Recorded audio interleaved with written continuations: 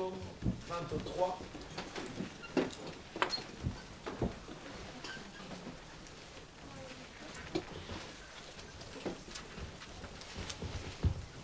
Psaume 23. Nous lisons les versets 6. Psaume 23, verset 6. Nous lisons la parole du Seigneur. Oui, le bonheur et la grâce m'accompagneront tous les jours de ma vie, et j'habiterai dans la maison de l'Éternel jusqu'à la fin de mes jours. Amen. Amen. Alléluia. Amen. Prions le Seigneur. Père, nous voulons reconnaître ta Seigneurie ce matin et nous voulons réaliser que nous avons encore une fois cette opportunité, Père, d'être dans ta présence. Nous voulons considérer encore aujourd'hui ta parole, qui est la vérité, qui change, qui transforme nos vies. Père, nous voulons tout simplement voir ta gloire, ta puissance. Bénis ce moment. Nous invitons la présence du Saint-Esprit, l'Esprit de vérité qui nous conduira dans toute la vérité et qui nous enseignera, qui élèvera Jésus-Christ dans nos cœurs. Père, sois béni. Merci pour tout est haut fait, tout est bien fait. À toi seul revient toute la gloire. Père, nous amenons toute pensée captive à l'obéissance de la parole du Christ. Nous voulons que ces moments puissent glorifier ton saint nom. Béni sois-tu, Papa, au nom de Jésus-Christ de Nazareth. J'ai ainsi prié, nous disons Amen. Amen. Vous avez remarqué que je n'ai pas vraiment la totalité de ma voix, mais tout ça, c'est pour la gloire de Dieu. Amen. Amen. J'ai béni Dieu ce matin parce que j'ai eu beaucoup de difficultés. Parce que, imaginez-vous que je me suis couché à 4 heures du matin parce que j'étais un peu pris à la vitesse. Je suis intervenu, donc ça s'enchaîne. Et là, moi j'ai l'habitude, avant de donner mon message, d'aller dans la présence de Dieu. Je plains les messages, mais pour moi, chaque message nécessite la présence de Dieu. Amen. Amen. Hein? Amen. Et pendant que j'étais en train de lire la parole de Dieu, le Seigneur me donne ces versets-là. Le psaume 23, verset 6. David, il dit dans sa parole, il dit, oui, le bonheur et la grâce m'accompagneront tous les jours de ma vie. Le bonheur et la grâce m'accompagneront.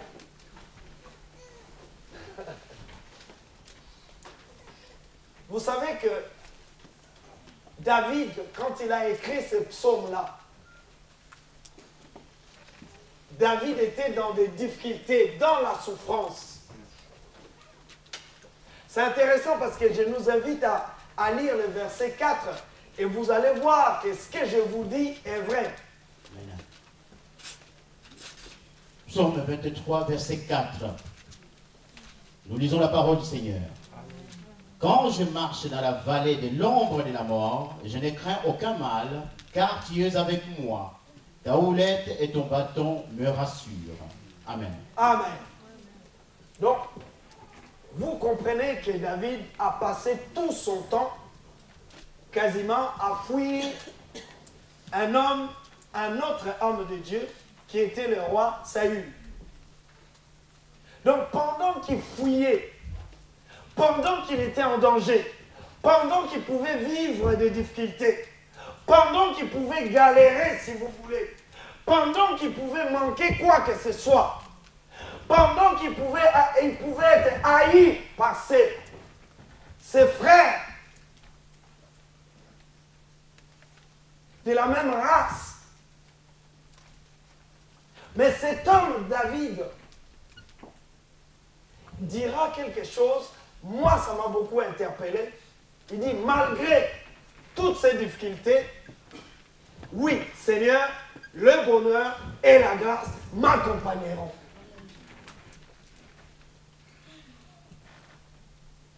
Parce que nous-mêmes, si on se met à notre place, par rapport à nos difficultés, les train-train de la vie, ce que nous endurons, souvent on pète un câble ou une durite.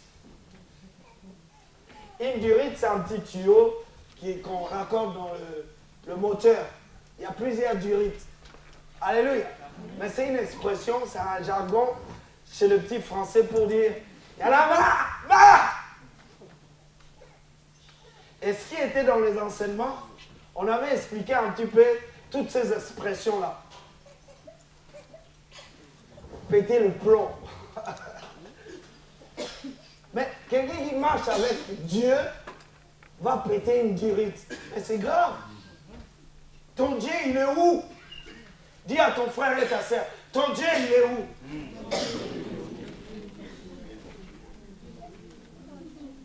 Alors, au lieu que tu sois au-dessus de tes problèmes, mais les problèmes sont au-dessus de toi. Pendant que la Bible dit, vous, petits enfants, vous les avez vaincus, parce que celui qui est en vous est plus grand que celui qui est dans le monde. Amen. Mais les problèmes te submergent quand même. Les problèmes dominent sur toi quand même. C'est quand même toi qui dis, oui, mais j'en ai marre. C'est quand même toi qui dis, oui, si c'est comme ça, je vais quitter l'église. Si c'est comme ça, je ne ferai plus ça. Si c'est comme ça. Mais oui, mais il y a quelqu'un déjà, premièrement, qui est en toi, qui te dit que lui, il est plus grand que tout ce qu'il y a dans le monde.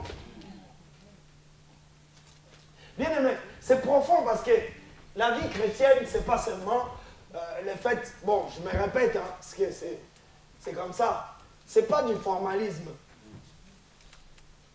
C'est-à-dire, on n'est pas là, oui, ça c'est ma place, oui, maintenant, vas-y, va, moi j'ai l'habitude de me mettre là. C'est bien, mais si le Seigneur n'est pas en toi, ça ne donne rien du tout de t'approprier une place. Là, on est juste dans les quatre murs. C'est le lieu du rassemblement. Mais la vraie église, c'est toi, c'est moi. Est-ce que quelqu'un comprend quelque chose? C'est toi qui vas changer. Ce n'est pas la chaise qui va changer. Si la chaise ne change pas, on s'en fout. On s'en fout. On peut embellir cette salle. Vous avez dit, ah c'est beau, ah vous avez une très belle salle, ainsi de suite. C'est bien. Mais si nous-mêmes, nous ne sommes pas en Christ, et que nous sommes en crise, c'est grave.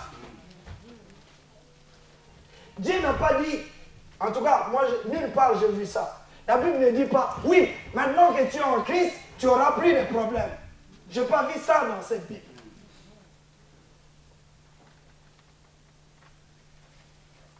La Bible nous dit, quand tu auras des problèmes, puisque toi tu es en Christ, alors Dieu sera ton secours. Ah, vous comprenez maintenant la différence. Mais David pouvait, avec tous les arguments, je veux dire, les excuses qu'il a fait pour pouvoir justifier sa situation pour dire, ouais mais Dieu, tu m'as abandonné quand même. Ouais Dieu, c'est fini, tu m'as lâché. C'est fini, tu ne t'occupes pas de moi. Mais David était le premier à dire, oui, le bonheur et la grâce m'accompagneront toujours. Parce que je suis en toi.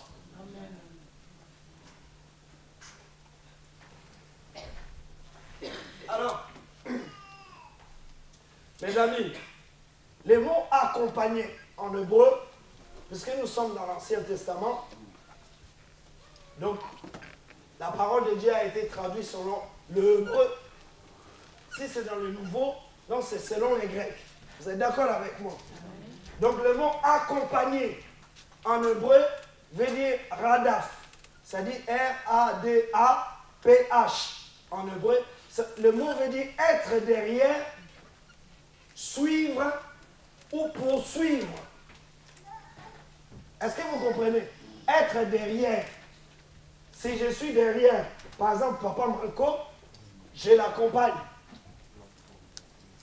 Si je suis en train de le suivre, je l'accompagne. Si je suis en train de le poursuivre, je l'accompagne. Et ma question, peuple de Dieu, ce matin, puisque David dit, oui, le bonheur et la grâce me poursuivra, ou me poursuivront, parce que c'est au pluriel, deux choses là. Alléluia. Amen. Ou alors, la grâce et le bonheur sont obligés de suivre David tout le temps, ou de le poursuivre. Alors, je nous pose la question, toi qui es chrétien, ou peut-être pas chrétien, qu'est-ce qui te poursuit? Dis à ton frère et ta sœur, qu'est-ce qui te poursuit dans ta vie? Oh my God! J'ai envie que tu comprennes. Qu'est-ce qui te poursuit? Hein? Je sais ce que tu vas me dire. C'est toujours des échecs. Ma vie, c'est tout le temps des échecs. Il y a des frères et sœurs qui sont ici, champions des champions. Quand ils parlent, toujours de négativité.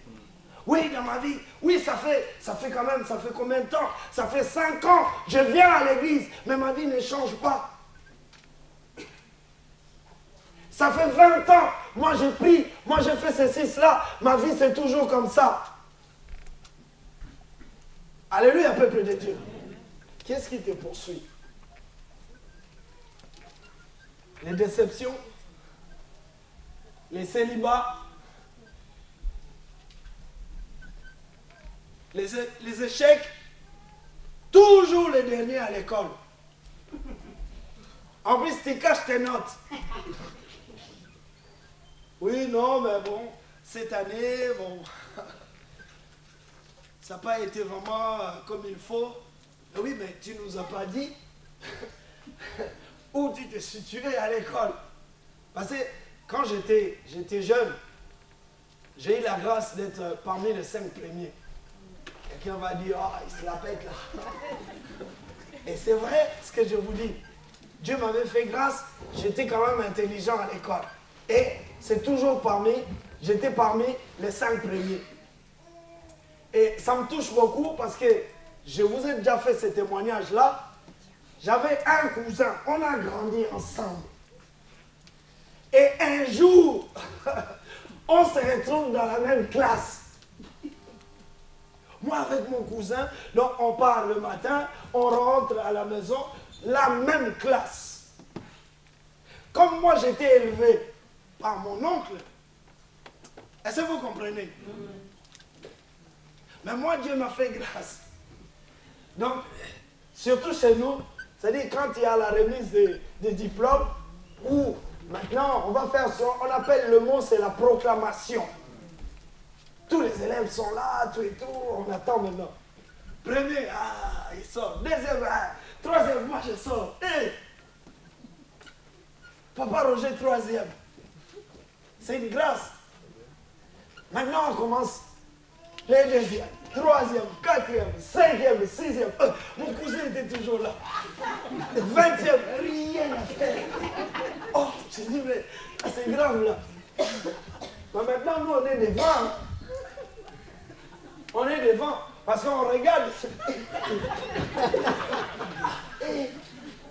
Non, non, on dit ça comment? Croiser les doigts. Croiser les doigts. On va croiser les doigts pour les cousins. C'est cousin. Il reste 5 personnes. J'ai dit, mais là c'est grave. Là. On appelle 2 personnes cousins.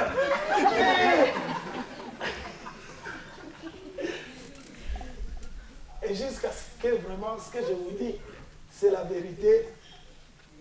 On l'a appelé l'avant-dernier et c'était toujours pas le non, il me cherche des problèmes. Je sais pourquoi j'ai dit ça. Parce qu'en fait, je vous ai dit que moi, j'ai été élevé par mon oncle. Parce que le cousin m'a cherché des problèmes. C'est sa vie. Il est l'échec, le dernier de la classe. Mais c'est moi qui avais des problèmes. Donc on est rentré à la maison. Lui, il a falsifié son bulletin et je ne sais pas comment il a fait tout. On arrive à la maison. Bon, alors, ça a été tout ça. Je monte. Ah ouais, ok, ah ouais, toi c'est bien tout. Vous savez, quand c'est votre fils, c'est... Même si... Voilà, comprenez ce que je veux dire. Bon, c'est un neveu, ainsi de suite, il est intelligent, ok, mais le mien, est-ce que ça va le faire? Ton bulletin est lourd. Oui, mais non, patati patata. Et là, les cousins me disent, tu dis.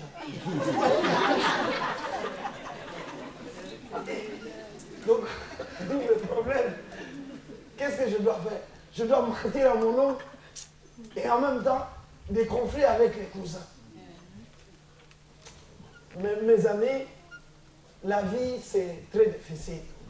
C'est pour ça qu'au jour d'aujourd'hui, si on réalise que notre Dieu est Dieu, notre Dieu nous aide, notre Dieu peut nous donner des provisions, des moyens pour aller plus loin. Bien aimé, continue à prier ton Dieu. Cette situation m'a créé des histoires. Ça m'a créé des histoires. Et mon oncle m'a engueulé. Il dit, mais comment toi? Ça, c'est ton cousin. C'est ton frère. Et vous êtes dans la même classe. Pourquoi tu ne l'as pas aidé? Là, c'est le raisonnement africain. Comme si l'école, c'était moi. Comme si moi, c'était le directeur. Et j'ai dit, mais on me cherche des problèmes là. C'est même pas ma faute. Donc, vous voyez, je suis passé par là. Et c'est pour ça qu'aujourd'hui, je peux apprécier la grâce de Dieu. Alléluia. Pour dire, si je suis là, je ne suis pas meilleur que vous. Mais parce que j'ai saisi la grâce, et je sais que par la grâce de Dieu, tout est possible. Amen. Dis à ton frère et ta soeur, par la grâce de Dieu, tout est possible.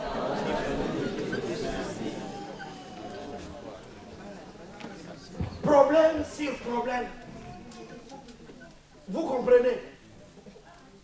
Il y a des gens, même nos enfants, ils sont intelligents. Mais le problème, à force de dire, oui, mais toi t'es vraiment l'échec, toi t'es nul, toi t'es... Rien du tout. Mais toi, maman, on avait déjà dit ça. Toi, papa. Mais tu vois quelle est la difficulté chez l'enfant? Encourage l'enfant, prends l'enfant, travaille avec lui. Parce que quelqu'un qui croit que la situation peut changer, il se donne des moyens pour pouvoir aider l'autre. Est-ce que vous comprenez ce que je veux dire? Dieu nous a créés tous avec une faculté de pouvoir saisir des choses. C'est vrai qu'il y en a, bon, un peu moins, ça c'est tout à fait normal, mais ça ne veut pas dire, puisque je suis moins intelligent, enfin, comparativement à quelqu'un d'autre, que je suis nul. Non! La Bible dit que Dieu a vu que tout ce qu'il avait créé était bon. Dis à ton frère et ta soeur, tu es bon, que tu n'as pas de problème à la base. Que Dieu t'a créé à son image. Dieu t'a créé pour réussir. Dieu t'a créé pour être bien, pour jouir de tous ces hauts faits, tous ces bienfaits. Mes amis, je vous dis la vérité. Mais quand tu dis à quelqu'un que toi, tu ne réussiras pas, mais toi, tu es qui, toi? Sur quelle base tu t'appuies pour... À moins que tu sois un Kadiampemba ou un sorcier premier degré et tu sais ce qui se passe dans le monde spirituel et tu veux maudire quelqu'un. Mais un homme normal, tu ne peux pas dire, toi tu n'es rien du tout. Ça ne se dit pas. Amen. Dis à ton frère et ta soeur, ça ne se dit pas. Ça se dit pas. Ça se dit pas. Tant que le Seigneur est avec toi, tant que ton Dieu est Dieu, David, même s'il traversait la vallée de l'ombre de la mort, comme la Bible nous dit, mais c'était lui-même, David, qui était capable de dire, malgré les difficultés, malgré ces problèmes, oui, le bonheur et la grâce m'accompagneront toujours. Mais il n'a pas encore vu ça. Est-ce que vous comprenez? Il traverse la vallée de l'ombre de la mort. Bien aimé, je vous ai déjà dit que la vallée de l'ombre de la mort n'est pas encore la mort. Est-ce que quelqu'un comprend? Amen. Si quelqu'un est en train de marcher là, il y a par exemple la lumière, l'ombre va se mettre là. Mais l'ombre, ce n'est pas la personne. Est-ce que vous comprenez? Amen. David traverse une situation dangereuse, mais ce n'est pas cette situation qui fait que toute sa vie, ça va bloquer sa vie et c'est la réalité de sa vie. Non! C'est juste une situation dangereuse que David appréhende. Mais néanmoins, David marche avec son Dieu.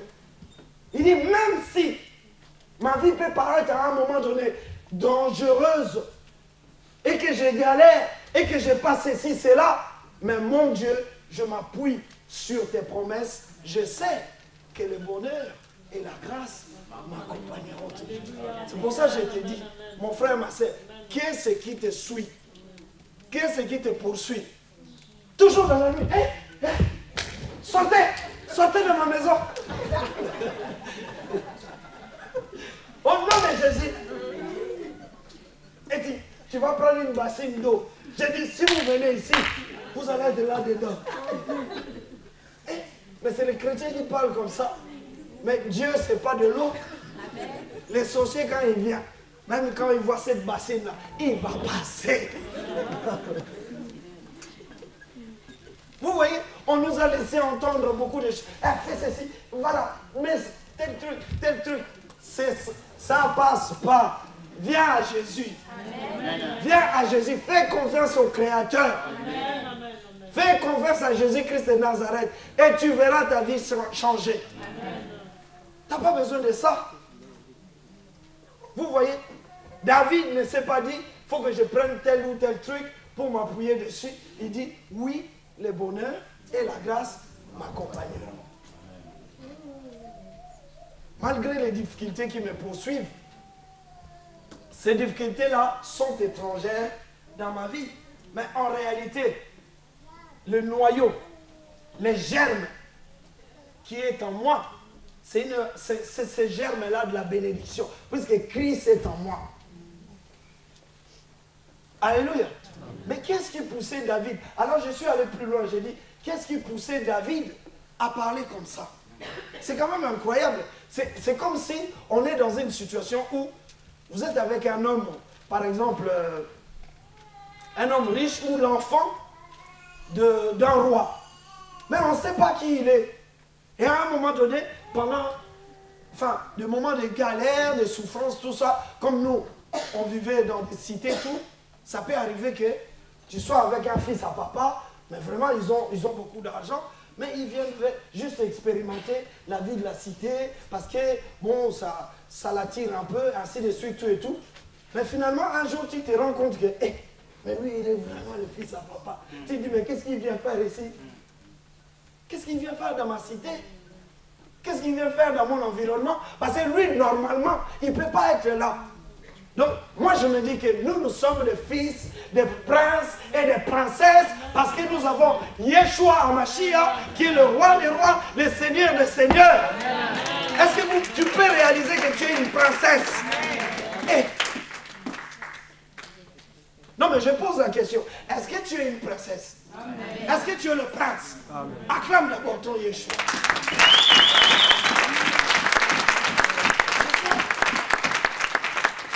Ça dit que ou tu sais ou tu ne sais pas. Le problème, il est là. Parce qu'on va te tromper que quand tu ne sais pas. Mais si tu sais, tu peux te lever comme David en disant, oui, le bonheur et la grâce. Difficulté, mais pourquoi tu n'as pas? Pourquoi tu m'attaches à moi? Mais difficulté, pourquoi tu t'attaches à moi comme ça? Tu peux lui dire. Parce que toute difficulté a un nom. Est-ce que vous savez que tous les problèmes, même une maladie, même quoi que ce soit, ça a un nom. Mais la Bible dit que Dieu nous a donné le nom dessus de tous les noms. Afin que tous genou fléchissent et toute langue confesse que Yeshua HaMashiach est Seigneur. Mais il faut parler à tes problèmes. Dis à ton frère et ta soeur, parle à tes problèmes.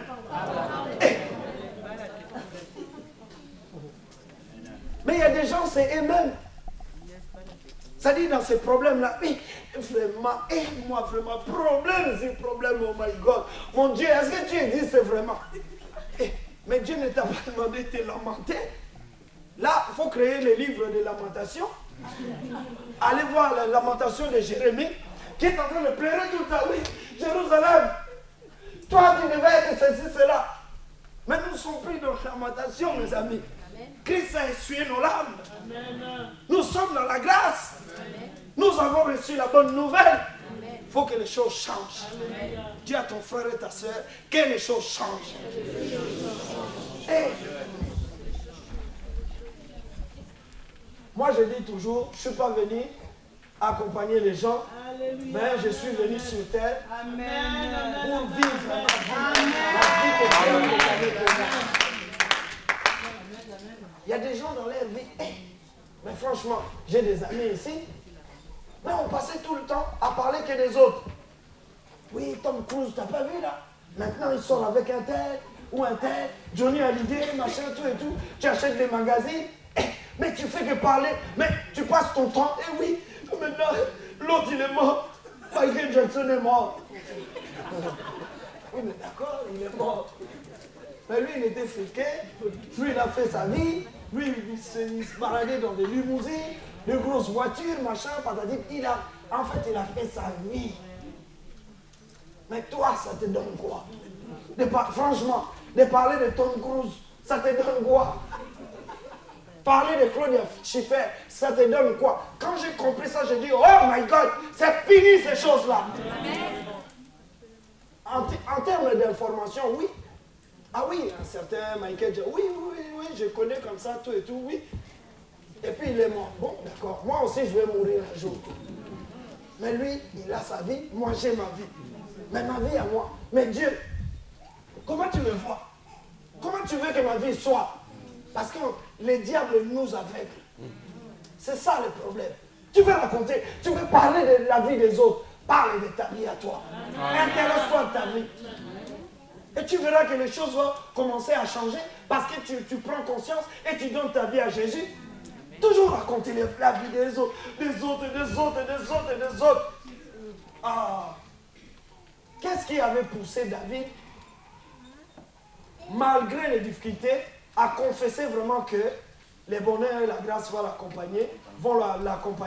Nous allons prendre un verset dans Éphésiens chapitre 1er.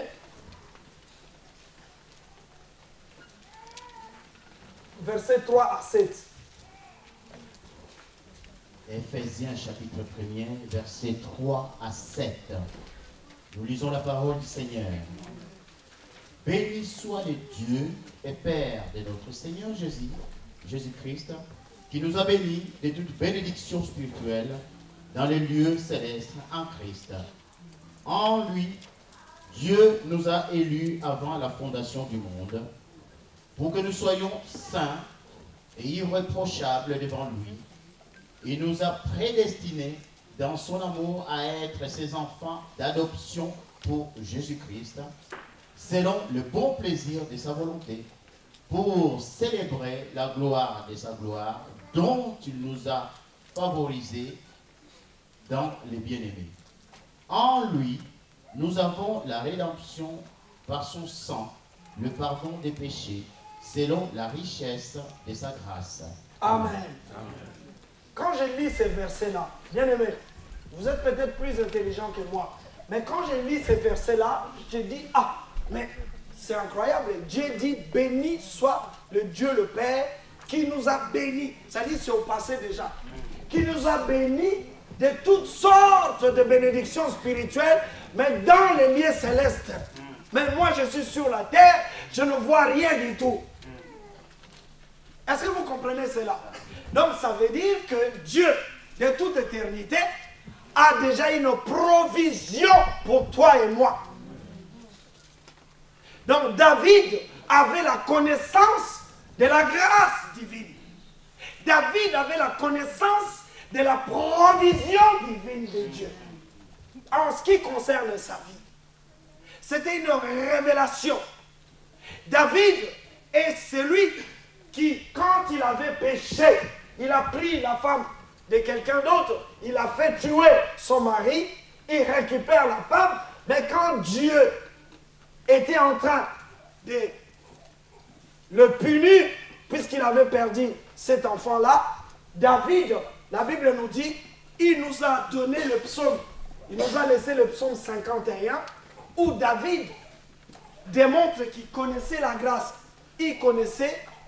Il savait que quand quelqu'un pêche, tu peux aller dans la présence de Dieu et demander pardon et être pardonné. Est-ce que quelqu'un me comprend? Vous voyez, vous avez beaucoup d'autres personnes qui se culpabilisent. Il a un problème, mais il ne sait pas que Dieu a déjà pourvu, que Jésus est mort sur la croix pour lui. Et par le sang de Jésus, il peut demander pardon, être pardonné et être dans la paix. Toujours, ils vivent toujours dans la culpabilité.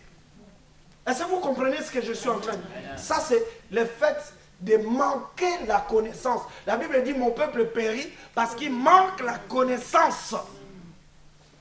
Au jour d'aujourd'hui, selon Romains chapitre 8, la Bible dit, qui condamnera les élus de Dieu? Il n'y a donc aucune condamnation pour ceux qui sont en Jésus-Christ, qui marchent non selon la chair, mais selon l'esprit. Tu ne peux pas me juger, je n'ai pas besoin de te juger, puisque Jésus a payé le prix sur la croix du calvaire à Golgotha. Si je pêche aujourd'hui, comme nous sommes pécheurs, il y a des erreurs que j'ai faites, ça n'engage que moi et mon Dieu, mais je vais prendre conscience et aller au pied de la croix, demander pardon à Jésus, Jésus va le faire. Mais quand je n'ai pas la connaissance, c'est les autres qui me condamnent. Ah, toi, tu avais fait ça. Toi, tu es nul, toi. Toi, tu ne vaux rien, toi. Mais toi, ta place n'est pas ici. Mais qui es-tu pour juger les autres? Nous bénéficions tous de la grâce divine. Quand on ne sait pas aller dans la présence de Dieu, parce qu'on a des droits qu'on peut réclamer, le diable va profiter, ça sera l'ignorance. Or, l'ignorance tue. Est-ce que vous comprenez? David savait qu'il y a quelque chose dans le ciel pour lui. Est-ce que quelqu'un comprend que Dieu lui a gardé quelque chose dans le ciel et il peut réclamer ça dans la prière? Voilà pourquoi que dans nos problèmes, on ne cherche pas la face de Dieu, on se contente de telle ou telle situation. C'est-à-dire que la maladie arrive, tu trouves ça normal? Maladie, ça va? Ok, d'accord, là c'est là. Et après tu racontes aux gens, oui, je suis malade, je suis malade. Je ne dis pas que le chrétien ne peut pas être malade, mais je veux dire, Dieu dit, dans 1 Pierre 2, 24, si vous vérifiez vos Bibles, Christ, par ce meurtrissure, nous a guéris de toutes les maladies. Est-ce que vous comprenez? Le psaume 103, la Bible dit quoi? Béni soit Dieu le Père, qui nous a bénis. Béni soit Dieu le Père, mon âme bénit l'Éternel, mon âme loue l'Éternel, et n'oublie aucun de ses bienfaits. Et c'est l'Éternel qui me guérit de toutes mes maladies. Donc ça veut dire que quand je suis malade,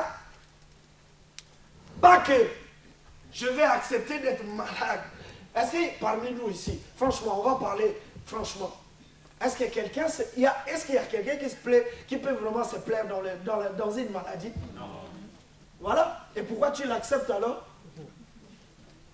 C'est ça le problème. Mais il y a des gens, non, dans notre famille c'est comme ça. Dans votre famille, vous avez toujours cette maladie-là. Mais oui, mais tu peux prier au nom de Jésus. Tu peux briser ça au nom de Jésus. Tu peux être délivré au nom de Jésus. C'est ce que le Seigneur veut pour toi. Si c'est une maladie, que ça reste dans ma famille, mais pas moi. S'il y a la sorcellerie dans ma famille, oui, ils sont dans des rites. Il y a certaines personnes, ici ils sont chrétiens ou chrétiennes, mais quand ils retournent au pays, on va aller au cimetière, on va manger au cimetière, mais c'est les chrétiens. Toi les chrétiens, tu dis mais oui, mais il faut respecter la tradition. Je te dis que tout ce qui est tradition, tout ce qui est coutume, c'est un véhicule de la sorcellerie. Moi, on m'avait fait des incisions ici, là. C'est ce qu'on appelle des radars. On fait couler le sang pour te contrôler, ainsi de suite, tout ça. Même pour rien dire, viens là, on va te raser la tête. Oh, mais au pays, c'était comme ça. Dès qu'il y a un problème, une tante est morte, je ne sais pas, un oncle, je ne sais pas, quelqu'un de lointain. Et tout le monde commence à pleurer. Qu'est-ce qu'il y a? Oui, mais c'est une tante ou un oncle qui est mort, tout et tout. Après, on vous fait rentrer dans des rites. Viens là, allez, on est en deuil. On te prend, on rase la tête. Oh. Tout ça, c'était imposé. Mais c'est ça qu'on appelle la sorcellerie. On te fait faire des choses que toi, tu ne comprends pas, mais on te dit que c'est ça. Mais sors de ces choses-là au nom de Jésus. Sors de ces choses-là au nom de Jésus. Bien-aimé, la grâce, c'est toi-même qui vas la réclamer. En français, on dit, on est mieux servi que par soi-même. Papa Anthony, s'il y a quelqu'un qui peut prendre soin de ton corps, c'est d'abord toi-même. Ne viens pas après, oui mais non, il faut être comme si. Non, prends soin d'abord. Dieu nous a donné un corps. Si tu ne te laves pas pendant 5 jours, les gens vont commencer à te fuir. Hein? Là, on est un peu avec toi là. Dis non, non, oui frère, oui c'est vrai. Ouais, après.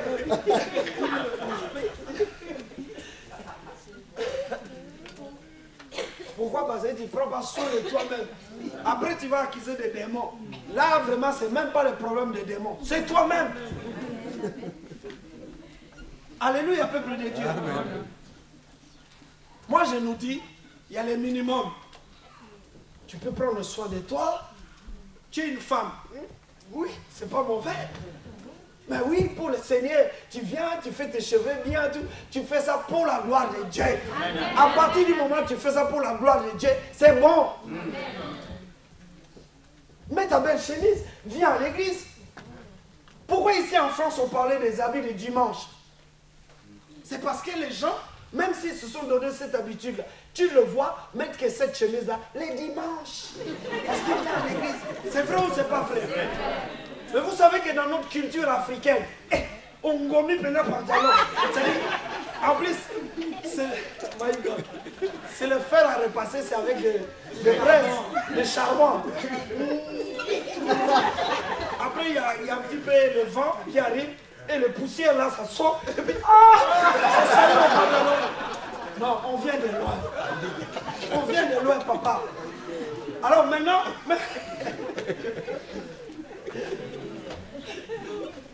Aujourd'hui, on a des pressings. Merci Seigneur. Mais tu voyais quand même nos pères là. Tout en blanc. Donc les pantalons vraiment. En plus, c'était le pantalon, la matière c'était du kaki. C'est-à-dire kaki, si tu repasses ça, c'est comme les pantalons des soldats dans l'armée. Ils mettent de l'amidon, des choses comme ça. Donc, Benza. Là,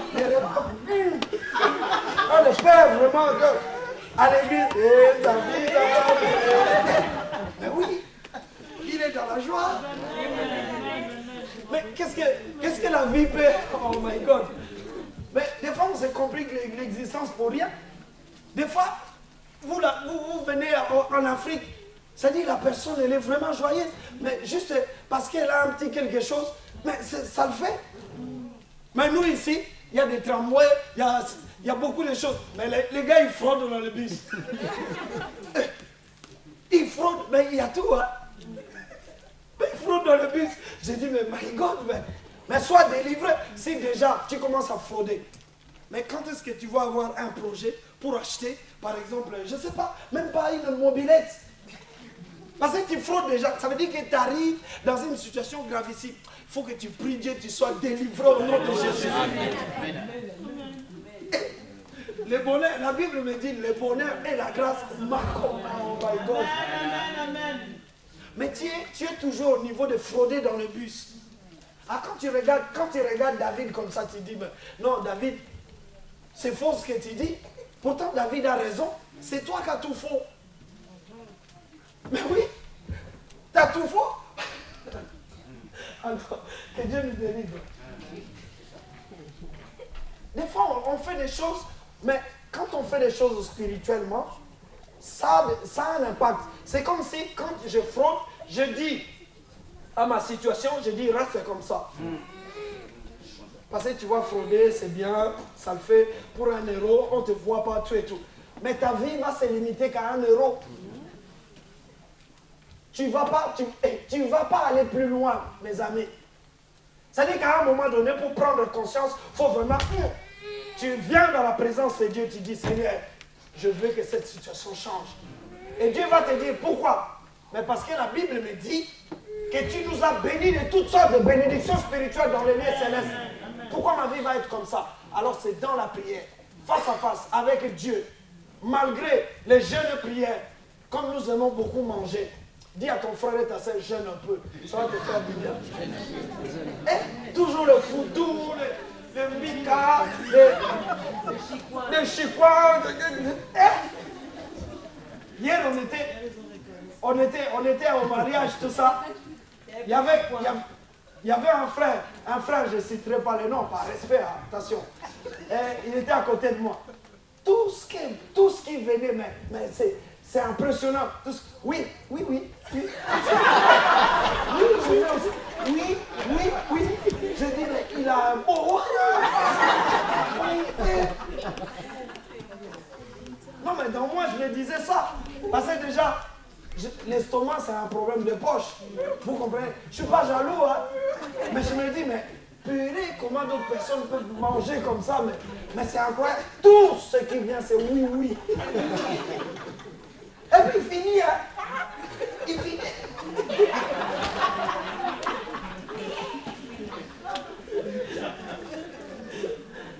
Je dis, ah non, c'est fort quand même. Heureusement qu'on est différents. Mais bon, j'ai apprécié, j'ai dit, si Dieu t'a fait la grâce de manger comme ça.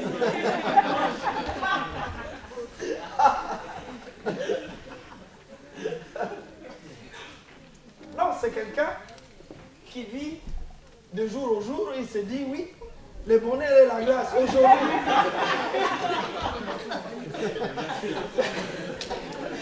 Le bonheur et la grâce m'accompagnent. Allez, on y va.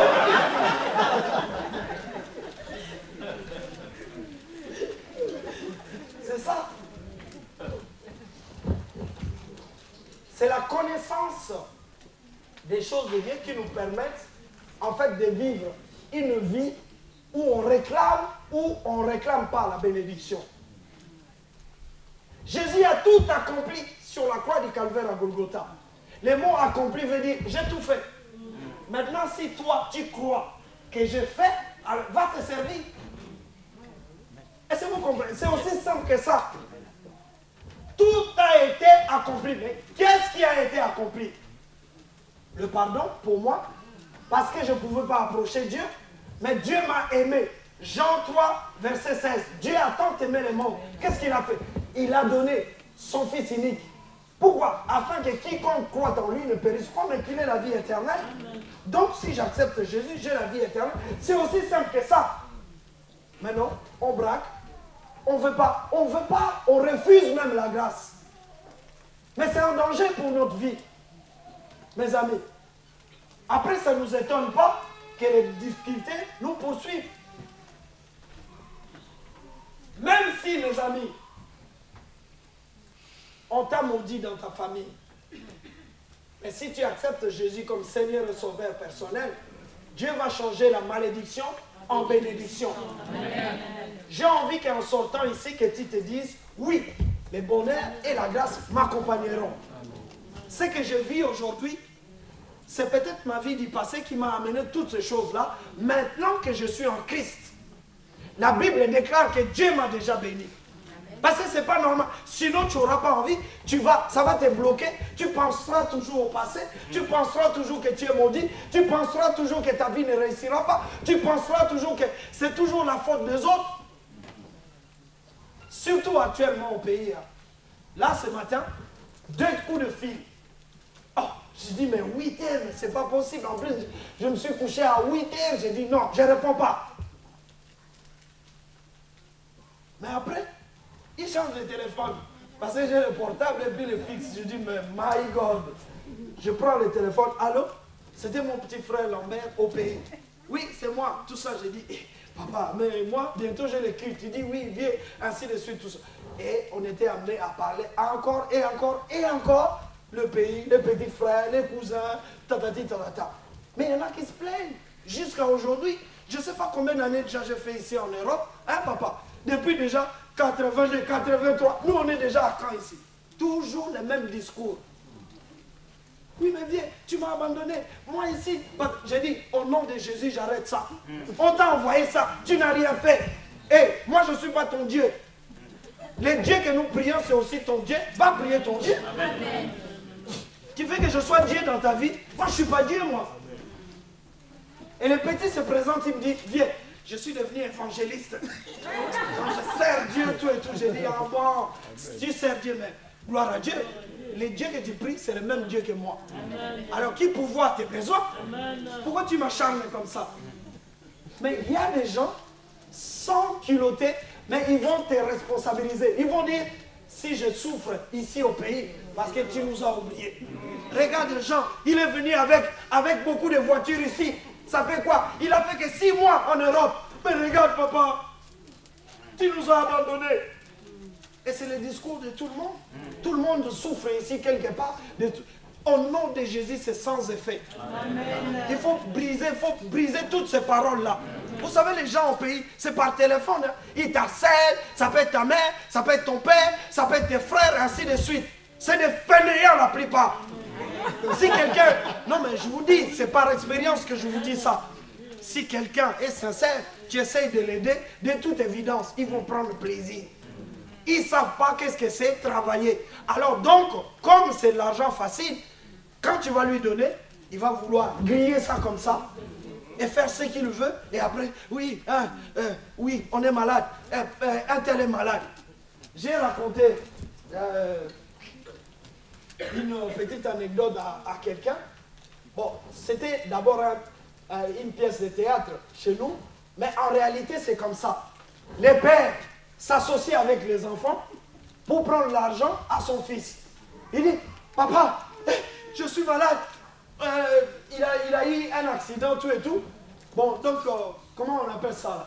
Il a eu le pied cassé, donc il faut justement qu'on les traite ainsi. Il faut de l'argent. Oh, urgent. Le pauvre qui est ici, ah, papa est malade, comment il s'endette, tout et tout, il envoie l'argent. Et comme il sait que son père avait les pieds, la jambe cassée, donc du coup, lui, il s'est retrouvé dans une situation, il a décidé de partir au pays. Mais il n'a pas dit à ses parents. Mais il sait que son père, normalement, doit avoir des béquilles. Quand il va arriver, il va voir son papa qui arrive, ah fils, tout ça. Et normal, papa vraiment normal. Donc quand il a précipité son voyage, il n'a pas dit à personne, hein, mais il vient comme ça, tout ça. Mais il faut voir les quartiers, tout le monde. Papa, le père, il était à la maison, il a oublié qu'il avait dit à son fils qu'il avait les jambes cassées. C'est fort, hein, les Africains. Alors, les fils, du coup, bon, vu l'émotion, tout, retrouver les siens, c'est quand même quelque chose d'émouvant, tout et tout. Donc, il est en train de vivre ça. Hey, Joseph, ça va? Hey, Jocelyne. Et donc, il salue tout le monde. Et puis, le papa vient, hey, mon fils, tout ça. Hey. Bon, après quelques temps, tout et tout, je dis, mais c'est quoi ça? Mais papa, il y a quoi? Il y a 10 jours, là. Il avait les jambes cassées et tout. Il vient normal. Oh, donc ces gens-là, il doit se passer quelque chose ici. Il appelle d'abord un petit. Il dit, viens là. Il dit, tu sais que il n'y a même pas longtemps, il y a 10 jours, j'ai envoyé de l'argent. Papa m'avait dit qu'il avait eu un accident, tout ça. Il dit, laisse. En plus, quand tu es parisien, ça dit que tu trouves encore un autre petit frère. Lui, il va être à côté de toi. Lui, il va t'aider.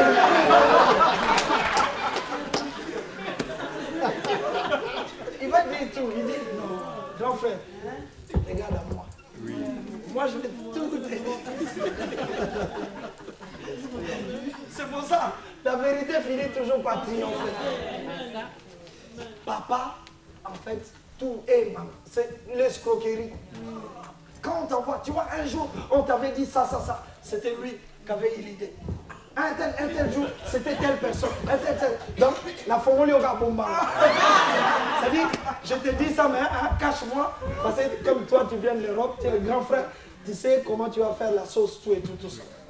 Ouais, les gens vivent dans ces choses-là. Alors, ils ne peuvent pas expérimenter le bonheur de Dieu. C'est-à-dire que nous, on veut incriminer les autres, vivre aux dépens des autres. Et même dans le christianisme, c'est ça. Toi, tu viens à l'église, tu as des enfants, et je ne sais pas tout ça, mais vis ta vie. Il y a même une émission, vis ma vie. Ben, vis ta vie. Dis à ton frère et ta soeur, vis ta vie.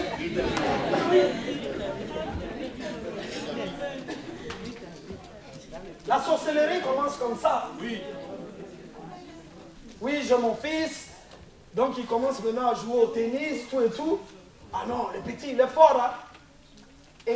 Mais oui, mais il est fort. Accompagne-les. Là, il n'y a pas de problème. Accompagne les petits s'il est béni. Gloire à Dieu. Et puis, bon, tu resteras toujours son père. Mais le père derrière toujours le fils. Mais si vous regardez même les émissions par rapport aux footballeurs, les Anelka, c'est toujours les frères qui sont derrière. Oh, maintenant vous êtes des vrais frères. Parce qu'un tel a fait un nom, tout ça. Et c'est lamentable. Et chez l'Africain, c'est encore pire. C'est ma fille. Oui, ta fille. Mais toi, tu as été aussi une fille de quelqu'un d'autre. Mais après, est-ce que toi, c'était pareil, tout ça? Des fois, vraiment, parce qu'on ne veut pas vivre dans la liberté devant Dieu. Or, quand tu es libre devant Dieu, tu peux dire non, je fais ma part, j'ai béni ma fille, j'ai béni mon fils, je fais ce que je pouvais. Après, il s'envole. Bon, s'il me bénit, gloire à Dieu. On souhaite ça, mais ça ne doit pas être une obligation. Ce n'est pas une obligation. Je ne sais pas si vous me comprenez. Pourquoi ce n'est pas une obligation? Parce que et toi, et ton fils, nous sommes tous des créatures de Dieu. C'est Dieu lui-même qui distribue. Amen. Notre vrai patron, c'est lui-même Yeshua HaMashiach. Est-ce que quelqu'un comprend? Amen. Donc si j'ai un problème, je dois aller, chaque personne connaît l'adresse de Jésus, va voir Jésus, amen. Il va trancher les problèmes. Et c'est comme ça qu'on rentre dans des liens, ainsi de suite, tout ça. Mais David dit, le bonheur et la grâce m'accompagneront. Peuple de Dieu, je vais gagner du temps. Vous avez vu qu'il faut connaître la grâce. Le psaume 37, versets 1 à 2. Rapidement.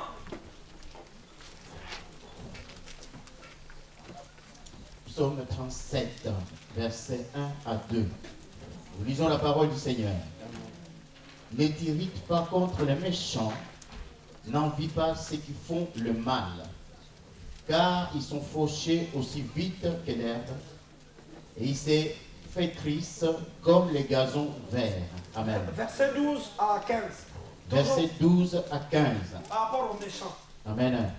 Le méchant forme des projets contre les justes, et il grince des dents contre lui. Le Seigneur se rit du méchant, car il voit que son jour arrive. Les méchants tirent la glaive, ils bandent leur arc pour faire tomber les malheureux et l'indigent, pour égorger ceux dont la voie est droite. Leurs glaives entrent dans leur propre cœur, et leurs arcs se brisent. Amen. Amen. Bien-aimé, je suis en train de te dire, de nous dire que David avait aussi la connaissance que le méchant, quelqu'un qui ne pratique pas la justice de Dieu. La Bible dit, la particularité de ce psaume-là, le psaume 37, c'est que Dieu répète, donc tout le temps, il se répète. Il y a le mot, l'expression ne t'irrite pas. Le mot ne pas s'irriter veut dire ne te mets pas en colère. Est-ce que vous comprenez? Quand tu vois quelqu'un en face de toi qui te fait du mal, la Bible dit ne réponds pas par le mal, ne t'irrite pas. Pourquoi? Parce que tu as ton Dieu qui fera la justice, qui combattra pour toi. Mais toi ne t'irrite pas. Tu vois un méchant prospérer. C'est ce qui se passe. Mais nous les chrétiens, comment ça se fait qu'on n'a pas de boulot, on n'a pas ceci, cela? Mais les gens qui vont aller voir les marabouts, qui vont aller voir les charlatans, qui sont dans la sorcellerie, ainsi de suite, ils réussissent. Et toi, tu veux faire comme eux? Alléluia, peuple de Dieu. La Bible dit, ne t'irrite pas, regarde à Dieu. Parce que le méchant, lui, il va tomber. Il va vouloir te faire la guerre. Mais ils vous feront la guerre, mais ils ne vous vaincront pas. Parce que Jésus est avec toi. C'est le psaume 37 qui dit ça. La Bible dit au verset 4 et 5, fais de l'Éternel tes délices, il te donnera ce que ton cœur désire. Recommande ton sort à l'Éternel, mets en lui toute ta confiance, il agira. Mais pourquoi tu ne recommandes pas ton sort à l'Éternel? Pourquoi tu t'irrites alors? Le verset est clair. Appuie-toi sur les promesses de Dieu, parce que toi tu connais les choses de Dieu. Mais quand tu as la connaissance même de quelqu'un qui te poursuit, même qu'il peut paraître ton ennemi, Dieu va s'en occuper. Est-ce que vous comprenez ce que je veux dire? Peut-être pas aujourd'hui, mais Dieu ne nous demande pas de faire la justice propre. Vous savez ce que ça veut dire la justice propre? On me fait du mal, mais je suis chrétien, moi-même je vais rendre le mal par le mal. Ça ne marche pas. Ton Dieu est où? Non, pour un temps, Dieu peut permettre qu'on te fasse du mal, mais Dieu veut démontrer à ces gens-là que si vous touchez à moi, si vous touchez à quelqu'un qui marche avec moi, moi, je vais faire ma justice. La Bible dit dans Genèse chapitre 12, Dieu dit à Abraham, il dit, ceux qui te maudiront, je les maudirai. Bien aimé, moi je nous dis toujours, je suis là, j'ai mes défauts, mais dès lors que dans mon cœur, je sais que je ne t'ai pas volé l'argent, je sais que je ne t'ai pas pris ta femme, je sais que je n'ai pas fait des exactions, ainsi de suite, je suis sincère devant Dieu. Si tu me combats, mon Dieu te trouvera. Amen. De la même manière, tout un chacun ici, si vous marchez dans la sainteté, dans l'obéissance, celui ou celle qui va vouloir te chercher dans des problèmes, il trouvera Dieu. Acclame le Seigneur ton Dieu. N'aie pas peur. Il y a des gens qui viendront après. La Bible nous dit qu'il faut que la grâce, le bonheur et la grâce nous accompagnent, mes amis. J'ai la montre qui tourne, hein, parce que j'aurais aimé avancer un peu, mais ce n'est pas grave. Ça dit que le temps tourne tellement. Parce que c'est important de considérer la vie des autres. On va juste prendre un exemple. Comment la grâce peut accompagner quelqu'un. Luc chapitre 15, versets 17 à 18.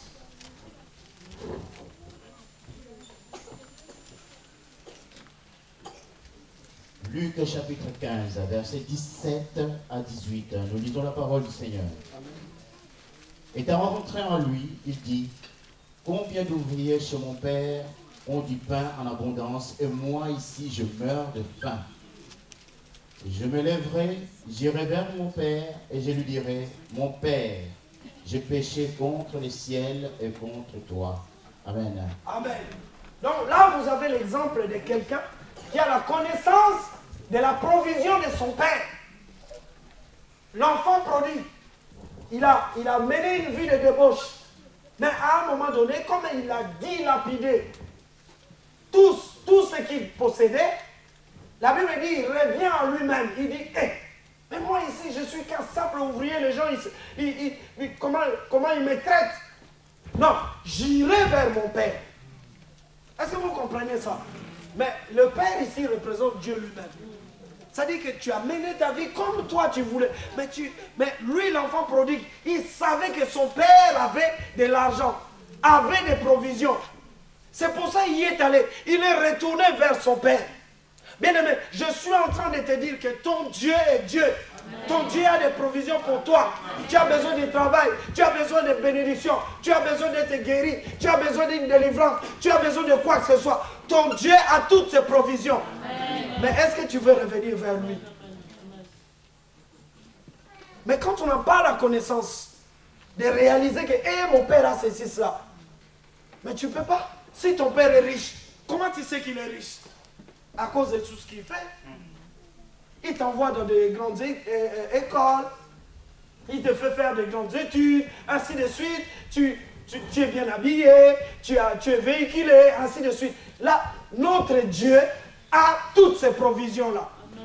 Mais est-ce que tu prends conscience qu'il faut aligner ta vie selon la parole de Dieu? Bien aimé, Joseph, la Bible nous dit, qui était maltraité par ses frères, il était trahi par ses frères, maltraité, je vous dis. Joseph comptait sur la grâce de Dieu. Joseph savait que son Dieu avait une provision. Il est allé chez Potiphar. On le maltraite. C'est pas grave. Mais il sait qu'il a une bénédiction. Il va jusqu'en prison. Il sait qu'il a une provision. Bien aimé, les difficultés d'aujourd'hui peuvent faire que tu doutes des choses de Dieu. Mais si tu persévères, si tu connais vraiment ton Dieu comme il le faut, Dieu à un moment donné t'élèvera. Si tu restes dans l'obéissance. C'est ça que beaucoup de gens ne comprennent pas. Parce que la vie, c'est aussi des épreuves. On est exposé aussi à des épreuves, à des difficultés. Mais c'est ceux-là seulement qui se maintiennent dans la grâce qui peuvent voir la gloire de Dieu. Tu viens à l'église, tu as bien fait. Mais si tu ne lis pas la Bible, si tu ne pries pas, si tu n'adhères pas à ce qui est prêché à l'église, comment ta foi peut grandir? Si tu ne mets pas en pratique la parole de Dieu, les lundis, on ne te voit pas. Les mercredis, n'en parlons même pas. Que les chrétiens les dimanches. Bon, pour d'autres personnes, il y a des raisons. Mais je veux dire, fais un effort. Dis à ton frère et ta soeur, mon frère, fais un effort. Ça va t'aider. Viens à l'église. Mais tu vas réclamer devant Dieu. Tu vas dire quoi? Seigneur, je te dis, Sainte Marie, pleine de grâce, vous êtes bénie de toutes les... mais tu dis quoi là? Des prières de catholiques, c'est ça qui va te bénir. Bien aimé, tu n'auras rien du tout. Déjà, tu es dans la présence de Dieu, tu dis Marie, tu as déjà tout faux. Mais qu'est-ce que Dieu a à voir avec Marie? Qu'est-ce que Marie a fait dans la vie de Dieu ainsi de... Non, c'est la mère de Jésus. Et alors? La mère de Jésus quoi? Spirituelle ou charnelle? Il est Dieu, mes amis. Il est Dieu. Parmi toutes les morts, je vous dis, cette mort-là de Yeshua dépasse toute l'humanité. Bouddha est mort, il n'est pas ressuscité. Mahomet est mort. Je peux continuer à vous citer des tonnes et des tonnes. Mais la Bible déclare que quand Jésus est mort, il est... Mais le troisième jour, la terre dit non, tu vas mort. Sors. Sors. Le Christ, il y est toujours. Mahomet, il y est toujours. Sous la terre. Mais Yeshua est sorti de la terre. Est-ce que vous comprenez ça? Non, il est Dieu. Il est Dieu. Si tu confies ta vie à Jésus, tu verras la transformation. Et c'est pour ça que je dis, il faut revenir à lui. C'est lui qui procure la vie. Bien aimé, je voulais rapidement dire que le bonheur, nous avons peut-être des faussetés quand on définit le mot bonheur. Mais il faut définir l'expression bonheur selon la parole de Dieu. Le mot peut être une satisfaction ou une bénédiction. Je vais aller rapidement. Hein? Papa, juste, vous prenez les notes parce que j'arrive à la fin. Je vais juste aller rapidement. 1 Pierre, le bonheur, Psaume 32, verset 1er. Notez Psaume 32, verset 1er. 1 Pierre, chapitre 4, verset 14 à 15. 2 Corinthiens, chapitre 8, verset 2. Deutéronome, chapitre 6, verset 18. Papa Malcolm, on va lire rapidement le psaume 32, verset 1er. Alors, peut-être que toi tu crois être heureux, c'est d'avoir des gratte-ciel. Écoutez, peuple de Dieu, c'est que Dieu veut nous dire. Papa Malcolm, tu vas nous lire la Bible rapidement. Psaume 32, verset 1er. Nous lisons la parole du Seigneur. Heureux c'est à qui la transgression est remise, à qui le péché est pardonné. Amen. Amen. Reste là, papa. Ça veut dire que pour être heureux, selon Dieu, si tu es pécheur, il faut faire quoi? Il faut être pardonné. Est-ce que tu as déjà été pardonné par Jésus? Tu l'as déjà reconnu comme ton Seigneur et Sauveur personnel? Tu l'as accepté comme ton Dieu? Si tel n'a pas été le cas, comment tu peux être estimé heureux? Mais selon Dieu, heureux l'homme à qui la transgression a été remise. Est-ce que vous comprenez? 1 Pierre, chapitre 4, rapidement, versets 14 à 15. 1 Pierre, chapitre 4, versets 14 à 15. Nous lisons la parole du Seigneur. Si vous êtes outragés pour le nom de Christ, vous êtes heureux, parce que l'Esprit de gloire, l'Esprit de Dieu repose sur vous. Que personne d'entre vous, en effet, ne souffre comme meurtrier, ou voleur, ou malfaiteur, ou peut-être ingéré, ou pour s'être ingéré dans les affaires d'autrui. Amen. Amen. Reste papa. Alors, toi tu dis tu es heureux. Alléluia. Mais ce n'est pas ce que la Bible me dit. Vaut mieux qu'on dise des choses sur toi, mais qu'on ne trouve pas ces choses-là dans toi d'abord. On dit par exemple, X personne, c'est un voleur. Il est voleur. Mais on t'a attrapé là-bas, par exemple, à Carrefour, tu es en train de voler. Mais si ça te réussit, tu vas dire que c'est un bonheur. Est-ce que vous comprenez ce que je suis en train de dire? Mais Dieu dit que ce n'est pas un bonheur. Tu es un voleur. Est-ce que vous comprenez? Mais la Bible dit heureux. Si on dit des choses sur toi, mais qu'on ne trouve pas ces choses-là sur toi. Là, tu es heureux. Heureux si on t'outrage au nom de Jésus. Parce que tu es devenu chrétien et que tu vis des combats, les gens y croient ou ils ne croient pas. On s'en fout. Mais sois heureux parce que Jésus est en toi. Et Jésus te donne la paix. Est-ce que vous comprenez? Bien aimé, pour être heureux, il faut d'abord se positionner par rapport à Jésus. Et c'est Jésus qui va nous donner, en termes de subsistance, beaucoup d'argent ou pas beaucoup. Ça n'engage que Jésus. Mais le plus important, c'est que j'ai la paix dans mon cœur. J'ai la joie. Ainsi de suite. Vous voyez, Deutéronome. Deutéronome chapitre 6, verset 18.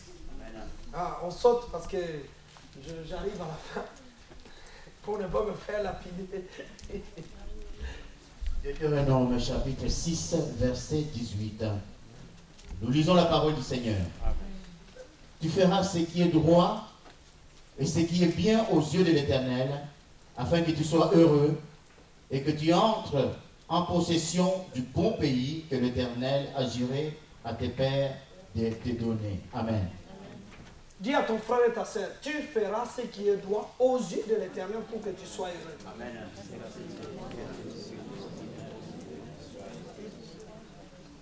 Vous voyez, mes amis, on n'a pas parlé de gratte-ciel ici. Hein? Est-ce qu'on a parlé de business ici? Non. Mais Dieu peut te faire prospérer. Il n'y a pas de mal à ça. Tu peux être heureux aussi dans ce sens-là. Mais ce qui est recherché ici, c'est des biens spirituels. Ça dit que gagner d'abord, premièrement, Jésus-Christ de Nazareth. Et quand un homme se contente, ce qu'on appelle la doctrine du contentement, ça dit que qu'il pleuve ou qu'il neige, si j'ai que, par exemple, une côte de porc, pour moi, ça me suffit ce jour-là. Je dis merci Seigneur. Pourquoi? Parce que peut-être plus loin, il y a des gens qui n'ont pas eu à manger. Amen. Et moi, j'ai eu juste une côte de porc, je bénis Dieu. Amen. Mais les gens, ils volent pourquoi? Pourquoi les gens veulent ressembler à d'autres personnes? Parce que nous voulons vivre la vie des autres. Vis ta vie. Dis à ton frère et ta soeur, vis ta vie. Et tu seras heureux comme ça. La vie, c'est comme ça. On ne peut pas être tous de Michael Jackson. On ne peut pas être tous des Rihanna. Non, mais je vous dis la vérité. Et la plupart des gens qui imitent aussi ces gens-là, ils les convoitent. C'est aussi peut-être les chrétiens. Tu veux être comme Rihanna. Au lieu de ressembler à Jésus, toi tu veux ressembler à Rihanna. Toi qui es dans les seigneurs, mais c'est grave. Je te dis que c'est grave. Juste un dernier verset, après, j'arrête. Tite chapitre 2, versets 11, 12 et 13. Là, on va définir la grâce. Il y en a qui profitent pour dire, oui, mais la grâce, tout est gratuité, ainsi de suite. Écoutez ce que la Bible dit, je vais conclure là. Définition de la grâce. Là, on avait défini comment le bonheur. On a vu comment l'homme peut être heureux, mais on va voir maintenant la grâce. Tite chapitre 2. Tite chapitre 2, versets 11 à 12. À 13. À 13, nous lisons la parole du Seigneur. Amen. Amen. Car la grâce de Dieu, source du salut pour tous les hommes, a été manifestée et nous enseigne à renoncer à l'impiété et aux convoitises mondaines et à vivre dans le siècle présent selon la sagesse, la justice et la piété, en attendant la bienveillance, la bienheureuse espérance et la manifestation de la gloire de notre grand Dieu et Sauveur Jésus-Christ. Amen. Amen. Donc, on va récapituler. C'est-à-dire la grâce, selon Tite, il dit, la grâce, je sais qu'il y a une notion de gratuité. C'est-à-dire, Dieu nous fait faveur de ce qu'on n'a pas mérité. C'est ça la grâce. Mais selon Tite, il dit, la grâce, c'est le fait que moi, chrétien, je renonce à l'impiété. Le mot impiété veut dire tout ce qui est contraire à la volonté de Dieu. La piété, c'est tout ce qui va vers la volonté de Dieu. Dieu aime que je ne vole pas, que je respecte les gens, que je ne critique pas les gens. C'est ça qu'on appelle la piété. Si on dit un homme est pieux, c'est un homme qui observe la parole de Dieu. Mais quand on dit cet homme-là pratique l'impiété, ça veut dire tout ce qui est contraire à la volonté de Dieu. Donc vous voyez que maintenant, quand David il dit le bonheur et la grâce m'accompagneront, il voulait dire parce que j'obéis à Dieu, parce que j'observe la parole de Dieu, même si je me retrouve dans des difficultés, le bonheur, la grâce de Dieu qui fait que le plan de Dieu, de toute éternité, il a des provisions, il ne me laissera pas tomber. Dieu va faire tout. La Bible dit que le juste tombe 7 fois et il se relève. L'Éternel va lui donner des moyens pour qu'il soit toujours debout. Ça, c'est ce qu'on appelle la grâce de Dieu. Que Dieu vous bénisse.